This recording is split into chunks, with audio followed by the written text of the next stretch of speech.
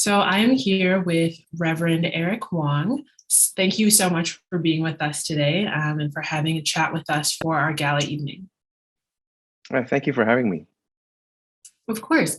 So we just want to chat a little bit about your experience with the Sanctuary course and with pastoring the Westside Calgary Church as well. So I've heard that you've run the Sanctuary course at your church, I think 4 or 5 times now.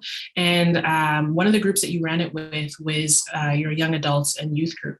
So I just want to hear, can you tell us a little bit about what your young adults value and appreciate about the course?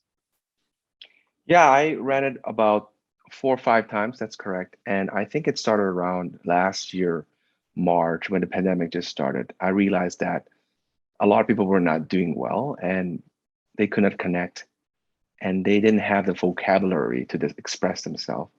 And so I came upon this course, Sanctuary course, and I looked into it and I thought it was, hey, maybe we can try. And so I ran it with the university students first. And what I found very valuable was it really gives us the language to talk about what is going on inside in our minds and our hearts.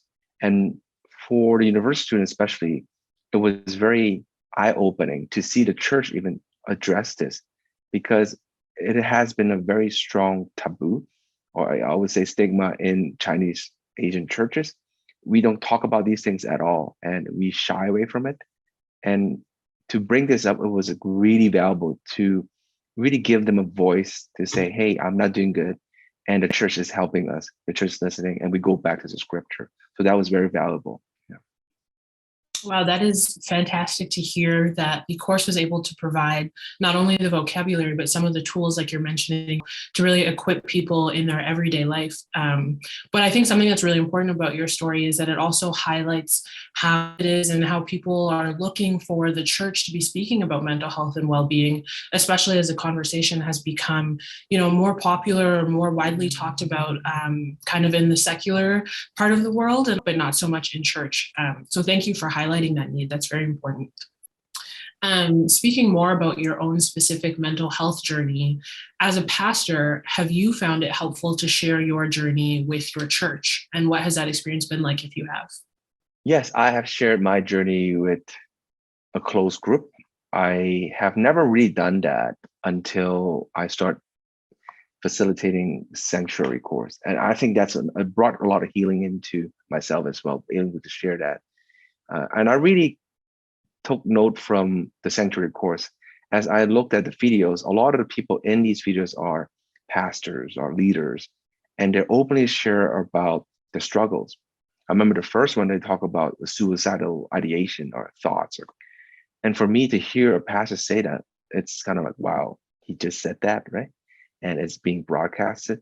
And so I took the risk to share a little bit about my story, how I realized I had PTSD and how that came about to my congregation in a closed setting. And I still remember every time I shared in each class that I've taught so far, or facilitated so far, everybody is like, oh my goodness, the pastor is a human and he needs God as much as we do. We need to pray for our pastors. And I remember doing that and sharing that, and people actually almost gave them more permission to say, hey, it's okay to be vulnerable. This is a closed group. We want to make this a place where you can trust and share this. And we did that in the last 4 or 5 times I've done it.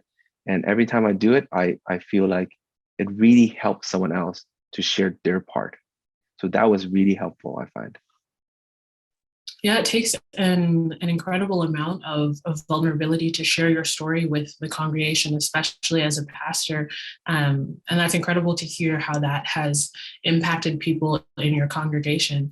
Wanting to narrow in a little bit more on one specific experience of mental health challenges, what is something that you wish that people understood about post-traumatic stress disorder or PTSD? Personally, I been diagnosed with PTSD without knowing that I had it for so many years. I think for me, it was a real challenge because, as I mentioned, I grew up believing or being told that This is a faith issue where you don't pray enough. And so I remember, because I have so many unresolved issues, and I've never went to the psychiatrist or psychologist to talk about this. I didn't know I have it until not too long ago, a few years back. Some of my peers, some of my pastors, friend, they told me, Eric, that the thing you're telling us sounds like PTSD.